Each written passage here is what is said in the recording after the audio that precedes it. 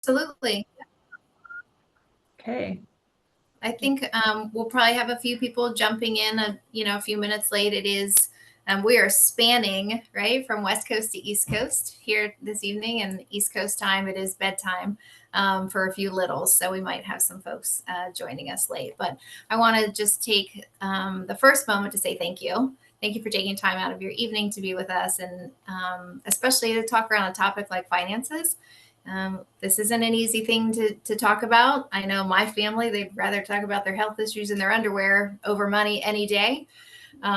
Depending on your family of origin, that may be ring true to you, or you're like, no, that we talk about money all the time. So a little bit about me. I have some family and friends and colleagues on here. Thank you so much for coming. And for those of you that I haven't met yet, welcome.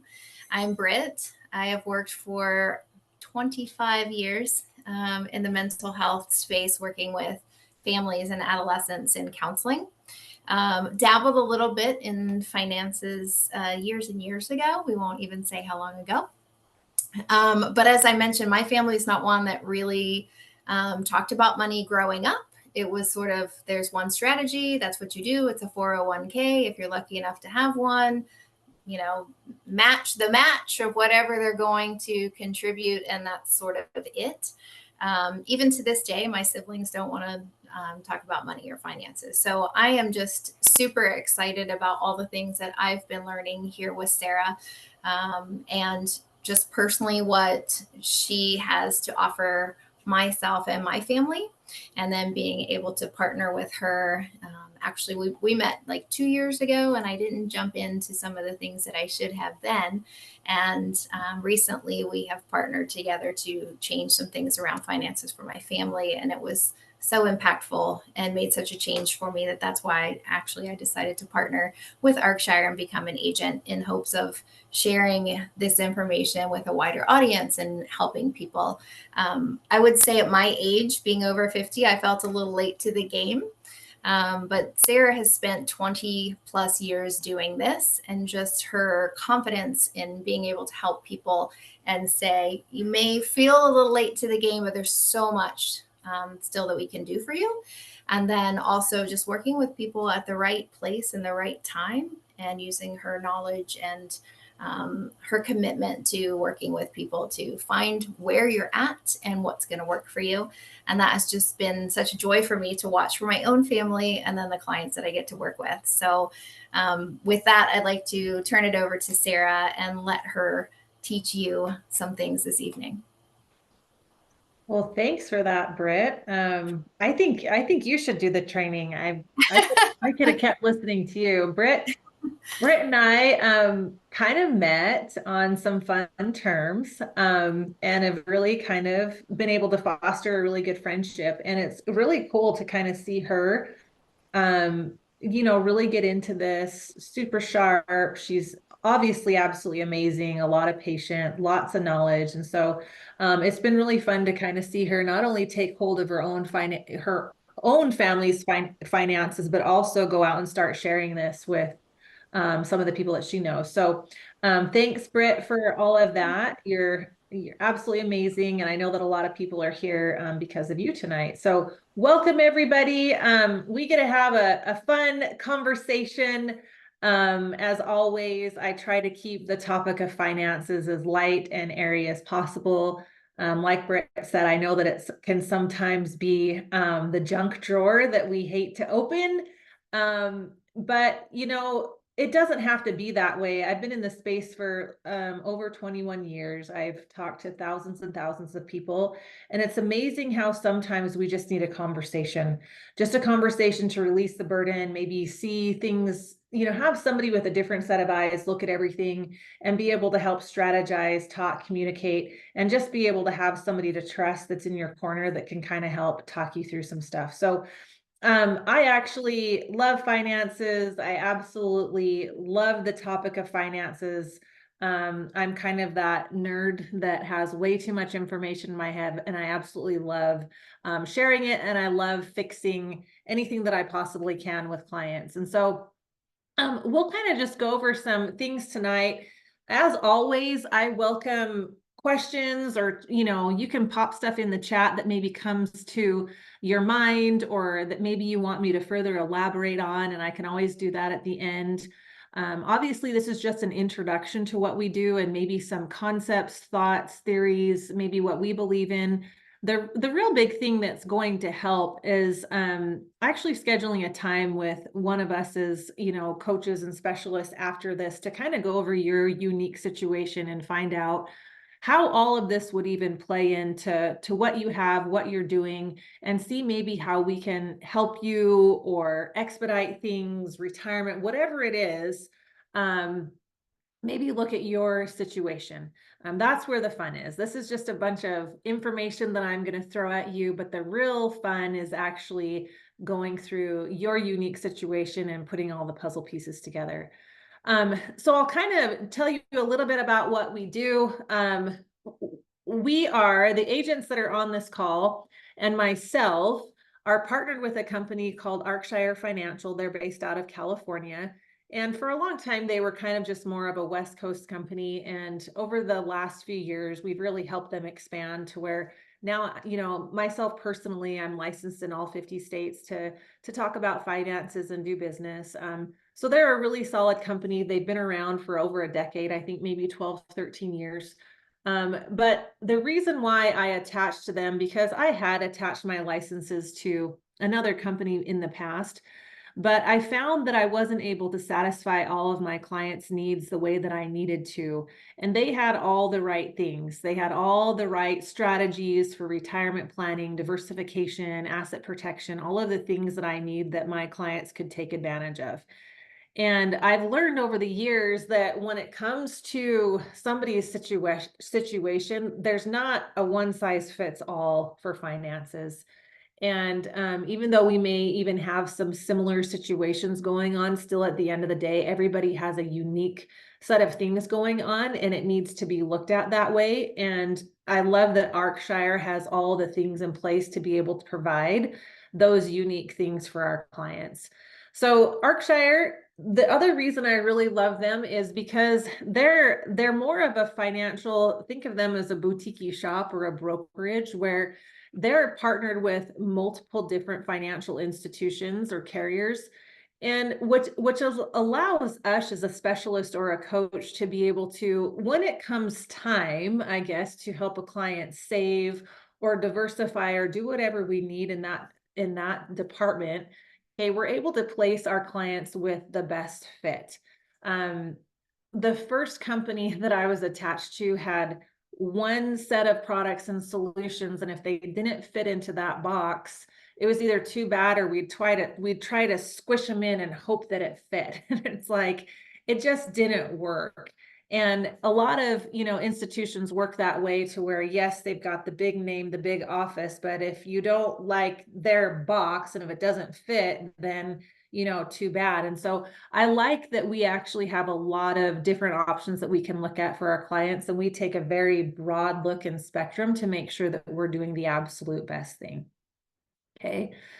All right. So a couple of things, and you'll probably agree right now, a couple of things that are on people's mind, okay, are taxes, market volatility, and lack of diversification. So let me just tell you a story. I traveled out to Detroit first half of this week, and I was in an Uber 2 different times for over an hour with 2 completely separate people. And when I travel by myself as a female, I usually upgrade and get a little bit nicer car, or do like the black car or something like that. And it's fun because it attracts a different caliber of person to talk to. And both of the people that I was able to talk to, very savvy, one had been a business owner before. And once they kind of asked what I did, and I told them that I was in financial services and I was a coach, they were very intrigued, and automatically it was like the conversation went right to, well, what do you think is going to happen in the economy? Election time, do you think things are ever going to come down? And it's like, well, I don't have the crystal ball. I don't know. But both of them opened up very quickly and talked about how things were tight, and they're worried about taxes going up. They're worried about market volatility. They're worried about inflation and the economy and what's going to happen. People are feeling more insecure than ever before. And, even just to provide for the daily necessities of food and gas and shelter, people are feeling that pinch. One of them confided that, gosh, I am pulling money out of savings to make up the difference. I'm still making the same income, but there's just not enough to go around, and I'm living off of savings now. Or one of them said, how do you, he said, well, how much did you save in 2024 compared to the other years? Like, are you still saving as much as normal? And he's like, because I'm not able to. And there is a little bit, it's a different economy right now and a different conversation. And we're really making sure that we're honing in on the now. Because what happened before the last 4 years, like, there was a lot of really good growth, but now we're shifting and things have changed. And so strategies also have to change. And the way that we think about money and what we're doing also has to change because things have changed. So what we look at is really trying to help people keep taxes down as low as possible now, but also right now there's a shift because taxes are most likely going to go up in the future. So how do we prepare for that for retirement years to make sure that we're paying little to no taxes when we retire? Otherwise, the biggest bill we're going to have in retirement is taxes, right? The other thing that there's a lot of concern around is market volatility. There was a 26-year-old that I talked to at another conversation on my trip that talked to me about, having some money and what would I do with it if I was him. And he went on to tell me about how his dad lost all of his money in the stock market. He finally rebounded, got a new job, saved up again, went right back to the stock market, lost it all again. And now this son is pretty much taking care of his dad. He's like, whatever you do, I don't want my money there. Like, please tell me you have something better. And with a smile on my face, I had to say, absolutely, you can put your money somewhere where it grows a lot of interest and it's not volatile in the market. And so that was, very appealing to him. The other thing that we really look at as a company is just making sure that as we're able to save and as we're able to move into retirement planning and those discussions and conversations, we want to make sure that we're diversified as much as possible right now. Gone are the days where people are able to just latch onto this four-legged stool of being able to plan for retirement based off of 401k, Social Security, and pension. Sorry, three-legged stool, right? That used to be how everybody retired, but now pensions are pretty much non-existent. Social Security is slated to go down over the next decade, and most people aren't staying at a job long enough to save enough inside of a 401k. So how do we still allow people this dream of retirement and saving and saying, gosh, you can still do it, but let's just get a little more creative, right? And give them that hope. And a lot of those conversations are, surrounded around that topic. Okay. All right. So over the last 20 years, here's what we know that a lot of people are facing today. And I know that every single one of you on this call, you're in a different situation. I know that some of you may be like, Sarah, like, I'm good. Actually, I'm thriving. The economy hasn't affected me or my business or my family. We're doing good. I get that. There's going to be the other side of the scale where we're hardly making ends meet, and gosh, just give me some hope or teach me how to make it to where, I can one day eventually be able to save. But regardless, what I've seen, whether you're still making money or not, a lot of people get into this month-to-month income, they're bringing in the money, but they're also spending it and they're just kind of churning along, not getting ahead. So how do we pull you out of that and create some wealth for you? A lot of people have this lack of financial knowledge, and they never have the conversation to really learn or know because they just don't know who to trust. It's interesting because these days, a lot of people are going to social media, Google, search it up engines, right, to find their financial knowledge as opposed to just going to a person because they don't know who they can trust. And so we really try to create that environment where people feel like they can trust here and get the best information possible for them. Um, Another problem that a lot of people face is that they just don't have a financial plan, which is fine. We can always start. It's never too late to start. Or maybe they have a financial plan, but it just hasn't been looked at for a while. I was on with a gentleman earlier today and got a great financial plan, but it hasn't been looked at for a while. So it's like, okay, that may have been good at the time that this was set up 8 to 10 years ago, but times have changed. Let's shift a little bit and give you some more asset protection and diversification to that plan. Okay. But also right now, we're really helping people find extra incredible ways to bring extra money into their home just because that's what it's taking right now to crack the nut. Okay. All right. So let's get into the good stuff. Okay. What do we do and what can we help with? I really think that we have something unique and special with what we do. I don't consider myself a financial advisor. I'll call myself a specialist or a coach most times because I feel like we provide a lot of value outside of just helping somebody save. If you want to go invest your money somewhere and just get the biggest return, well, there's places for that, right? We really gear towards, yes, saving money, creating interest, compounding, all that stuff. But also, there's all these other things that go on in our life, our households, our decisions that impact us. And a lot of times, all of these other things are what inhibit us or keep us from actually really saving or doing the things that we need to the correct way. And so, yes, when it comes to all things finance, when it comes to like life insurance options, we can do all of those for you, whether it's term, whole, universal, final expense, index, universal cash value life insurance plans, mortgage protection, premium financing, anything that you need in that category, we obviously can do. But on the other side of it, we also help with your IRAs, Roth, SEPs, Simples, just setting up non-qualified savings accounts, taking pockets of money that have maybe already been established here and maybe moving them here to diversify. Those are all things that we can do.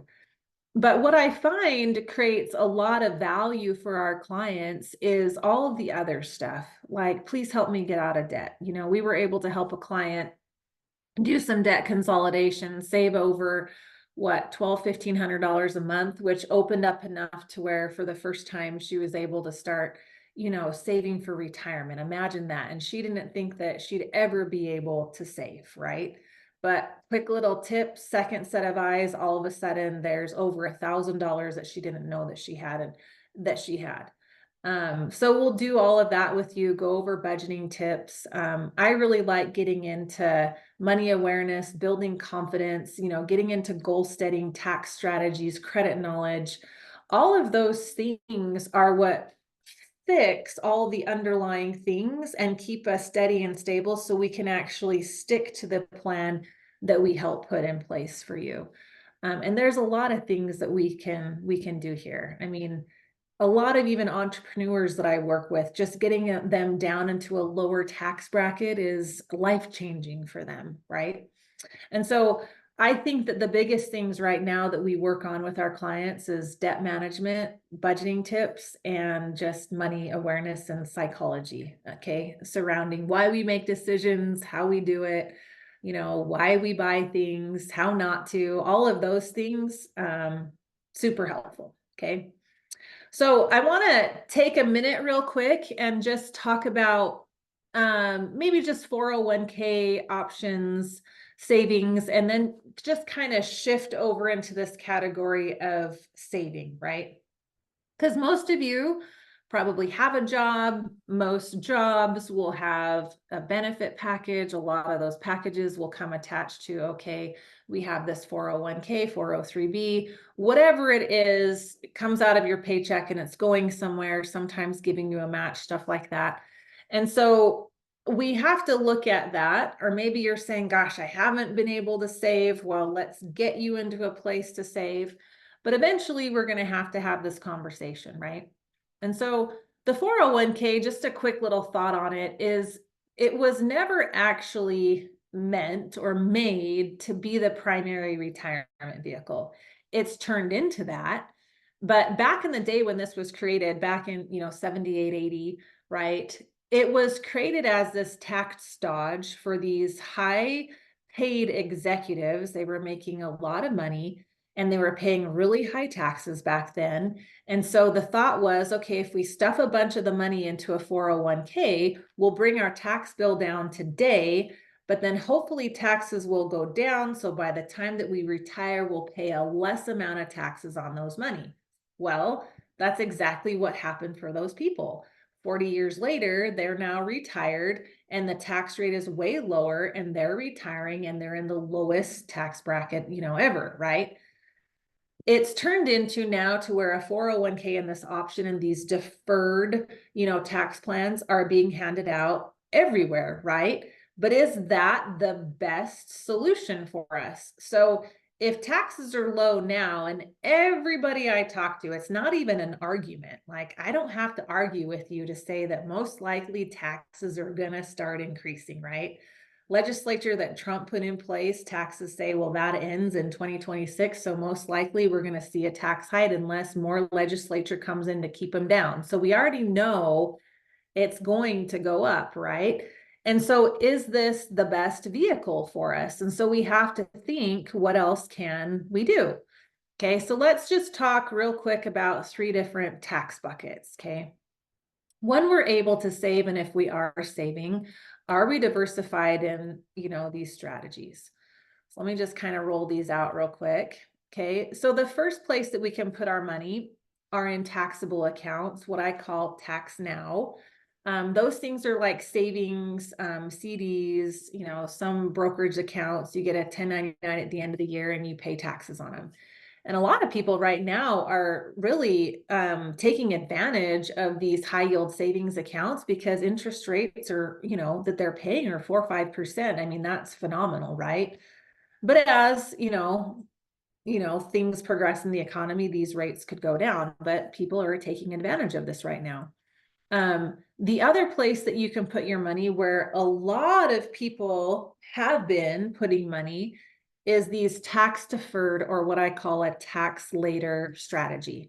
These would include things like 401ks, traditional IRAs, SEPs, simples, 403bs, anything in those categories will push taxes out to later, and you pay whatever tax rate you're at in the future. So for example, let's say that you're making 100 grand this year and you put $10,000 into a 401k. Well, what that does is it drops the taxable income for you down to 90 grand. So instead of being taxed on 100 grand, you're taxed at 90 grand. How much tax does that really save you? Well, it depends. Did it help you move a tax bracket or not? Like if it didn't even shift your tax bracket, you might, and you're at, the 20% tax bracket on that 10 grand, it might have saved you 2 grand in taxes. But as that builds and compounds over time, um, let's say that big 401k grows to $500,000, okay?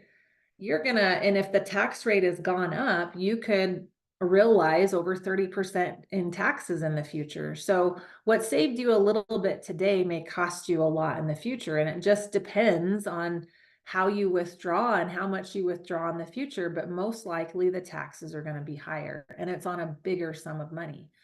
So a lot of financial advisors and specialists are shifting a lot of their clients into what we call tax exempt or tax like never strategies. Okay.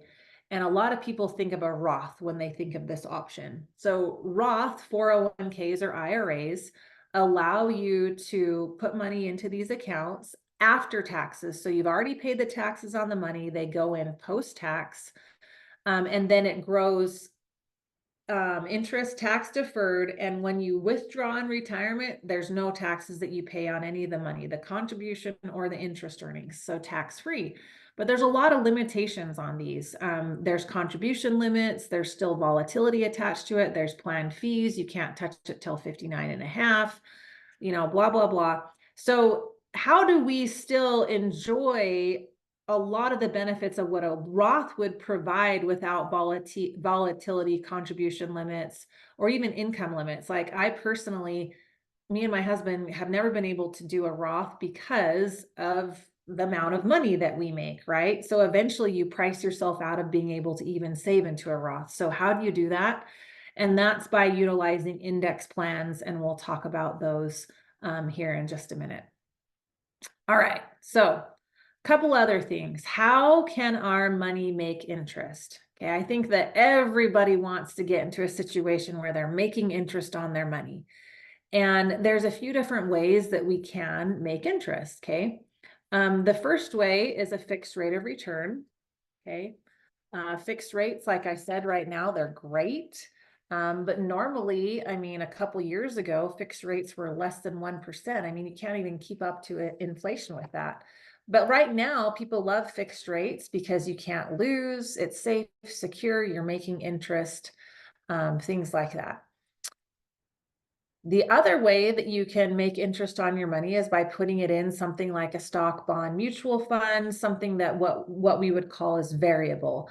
It's like legalized gambling almost, right? Where you throw some money into the market and you watch it go up and down, and there can be daily adjustments to it. I mean, we've seen over the past 4 years this market go up and down. 2022, we took a nice little hit as we went through that bear market. We had a shakeup about a month ago. I mean, that's just what you get. I mean, you learn to ride this roller coaster in the variable market. You can make 30%, you could lose 30%, right? You just never know. The other thing that kind of combines the best of both worlds between a fixed and a variable rate is indexing. And this is where we dwell with what we do is in index products. Okay, so indexing, when you place your money in an indexed account, you're guaranteed to never lose any of your principal, none of your money. So if the market takes a 20% hit, you are solidified. You can't make less than 0%. Okay, so your principal is locked in. When the market rebounds, you capture the gain. Okay, market may lose, maybe you just flatline at 0, but then the market rebounds again, you jump back up again. So instead of watching this up and down approach, you kind of see more of this stair-step approach to investing over time, which proves to be very, very good, right? And very safe. So, and Warren Buffett is a big proponent of indexing. There's a lot of other big public figures that use indexing for their money, but he says never lose your money, and then never forget rule number 1. So I don't like to lose money. I don't know about you, but that's just how I am. Okay. So let me just talk about indexing a little bit more in depth here. Okay. Here's a good example. Okay. Let's say that we had 100 grand. And the market takes a hit and we lose 25% or 33% or whatever it is. I talked to a client, I tell this story back in 2008, he lost over 40%. He's like, he used the term, I lost half of my account in 2008. So let's just look at this example. So he lost his account, half of his account in 2008. Most people think that what we lose, we just have to gain back in order to make our money back. When in reality, if you lose 50%, you actually need to make 100% in order to get back to that 100 grand. If you lost 33%, you would need to make a gain of 50% to get your account back to 100 grand. So with him, at the time that I talked to him, it was pre-COVID. He had lost half of his account in 2008. He's like, Sarah, it took me over 10 years to get my account back up because I wasn't contributing anymore. And you look at the track record of the years, yeah, we may have averaged 8 to 10%, but that's 8 to 10% a year. That's 10 years of growth he had to see in order to get his account back up. Okay. So one market loss can be pretty devastating to an account, and do we want to live through that or not? Do we like it? Some people have the palate for it, some people don't. But here's just kind of this in a little bit more detail.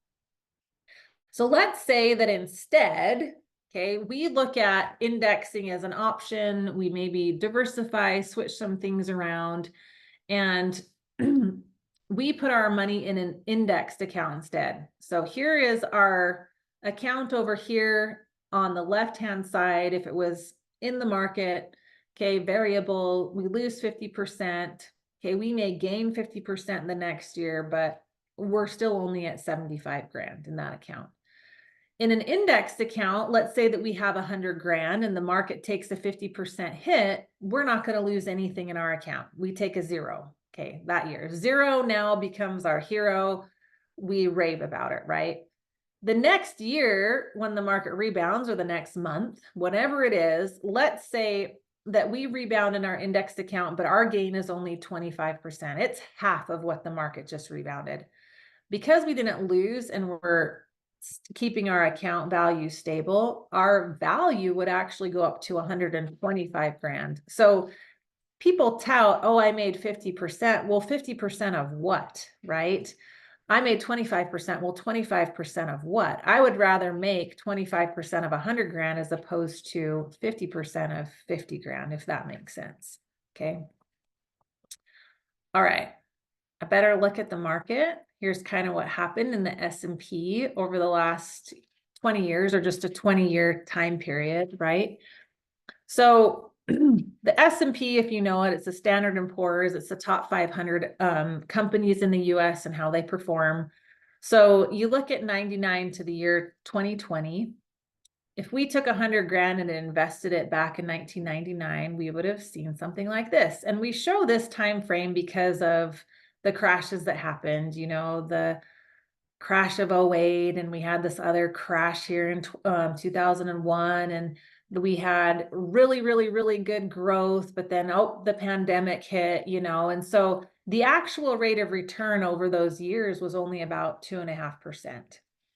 So the other way to look at it is, well, what if we would have put our money in the indexed S&P instead of the variable S&P, right? So in this indexing, with indexing, sometimes we have margin caps or participation rates. You guys don't need to know about that. That's way too much for you to know.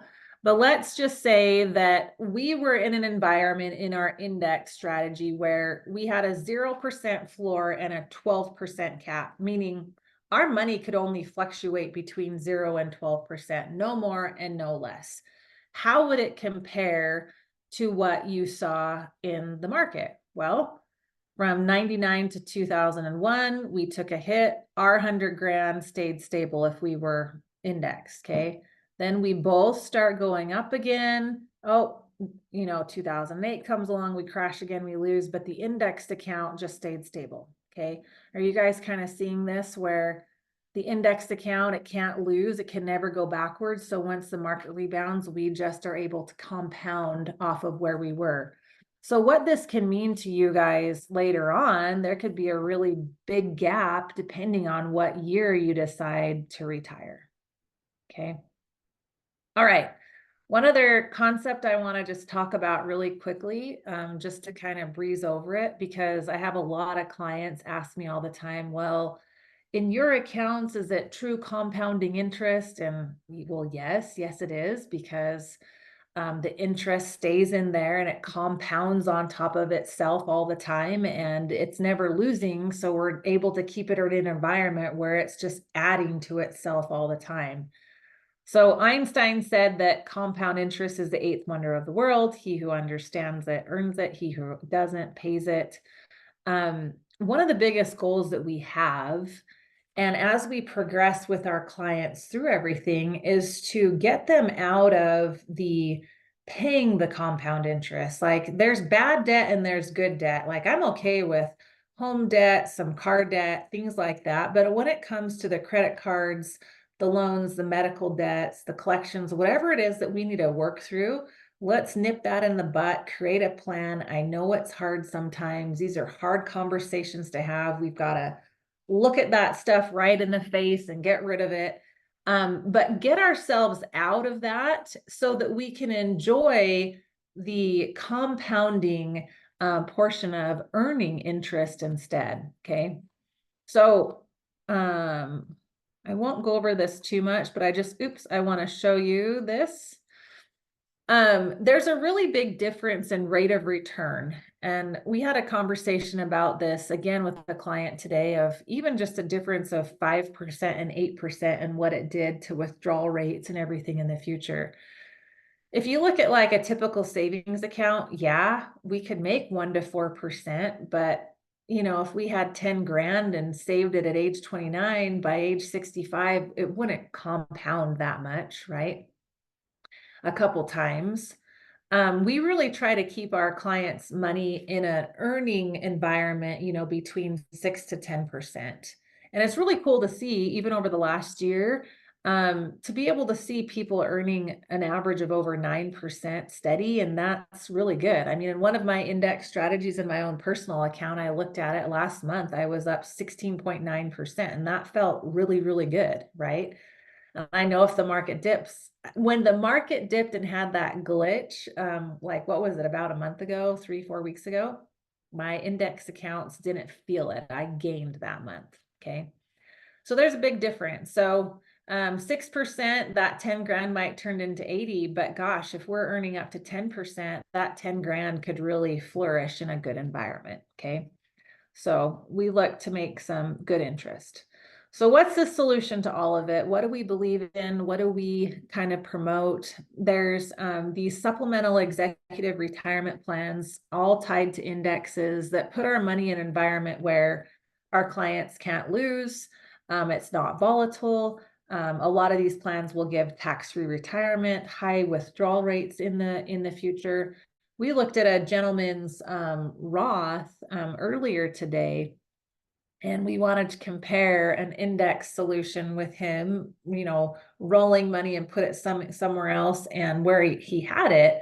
And we were able to show over twice the income able to withdraw in 10 years, as opposed if you just kept it in this account. And that was really powerful because 10 years from now, he had a guaranteed tax-free income that was double than what he thought. And that's powerful, right?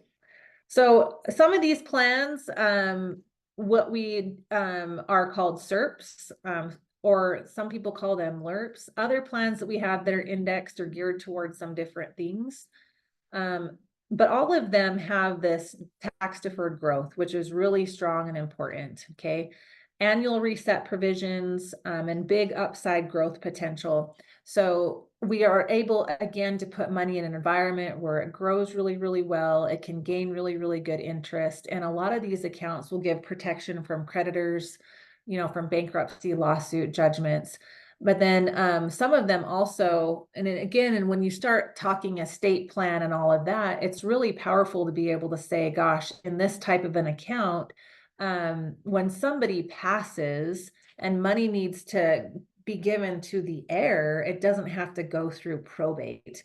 That's a really big thing to be able to offer, because sometimes money gets tied up for months. I have one client that's now at the 6-month mark waiting for money from her late mother. Okay, that's hard. So other things that these plans will include, and tell me if your 401k or IRA offers this. I doubt that it does, but we know that critical illness, critical and chronic things are on the rise, right? Cancer, heart attack, and stroke.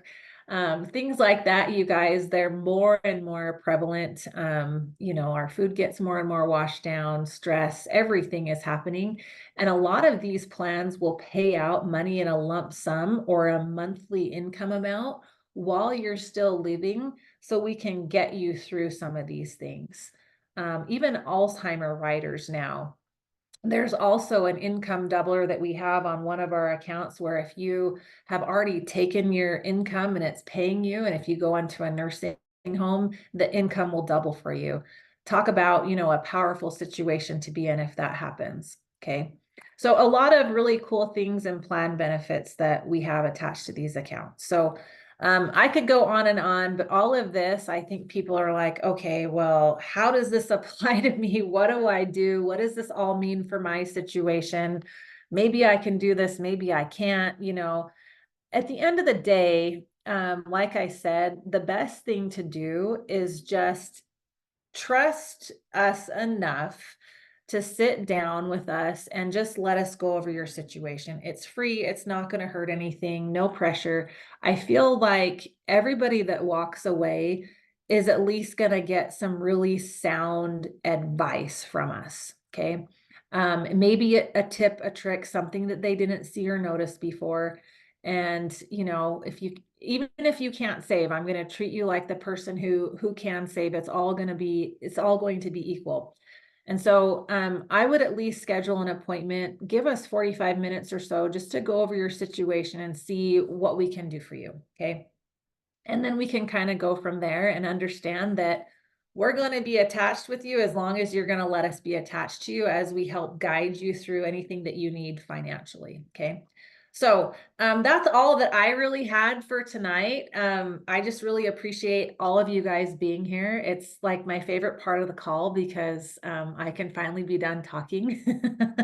So Terry, yes, I'd love to have an appointment. Best way to reach us. I don't know who invited you, Terry, but just get with the person who invited you and we can get an appointment scheduled. And I'd love to talk with anybody on the call. If you're comfortable talking with me, great.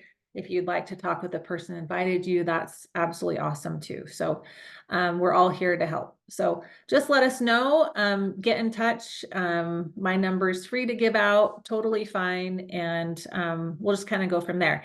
Does anybody else have any other questions they'd like to drop in the chat?